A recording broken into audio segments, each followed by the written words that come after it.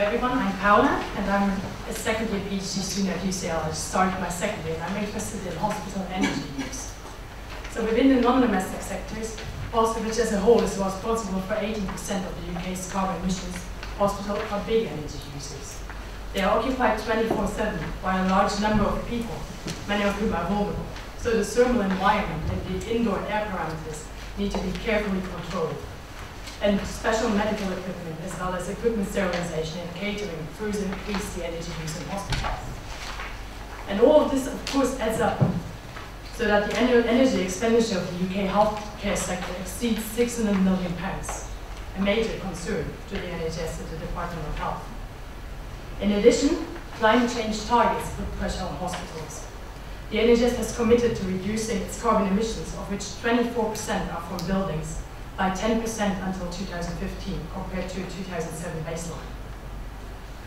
And one challenge in reducing energy use in hospitals seems to be the limited understanding of what energy is used for in them.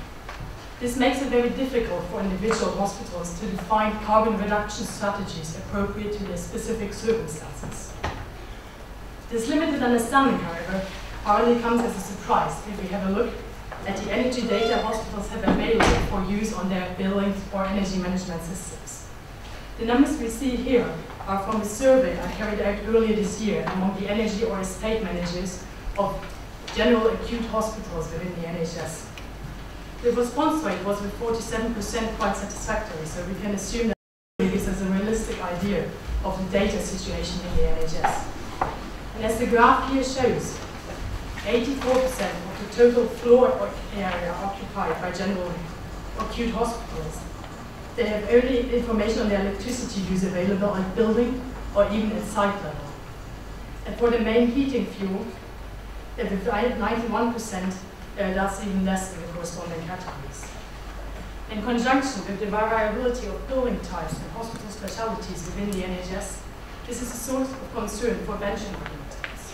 So as a study by the NHS Sustainable Development Unit showed that many trusts perceive the nationally mandated energy targets to be of limited use because they do not take account of inherent differences between trusts.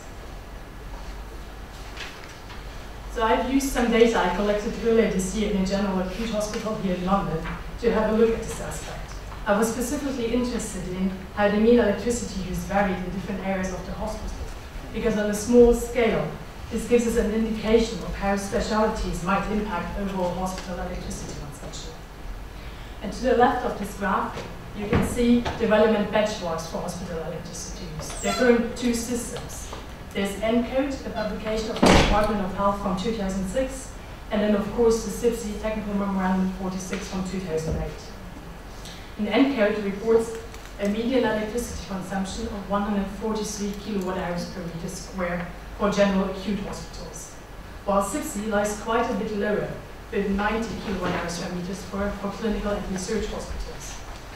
CIPSE also offers us an additional category for laboratories and operating theatres with 160 kilowatt hours per meter square, with the maximum occupancy adjustment can go up to 328 kilowatt hours per meter square. My findings suggest that there are definitely differences in consumption between different areas, and roughly we could see high energy and kind of synergy energy use areas, which apart from different operations, mainly seem to be going back to the operating times as well. The uncertainties in these results at the moment still quite high, however, because there were big difficulties in determining floor areas. So in the next step, I hope to substantiate this analysis by looking at more hospitals and more case studies. Okay, this was of course only part of my PhD research. My overall topic looks at hospital energy use and staff-centered interventions. So, for example, energy awareness campaigns and what the role of staff and maybe patients is in hospital energy use. So if you're interested in what I presented now, or if you're interested in the people side of my research, come and have a chat to me later. Thank you.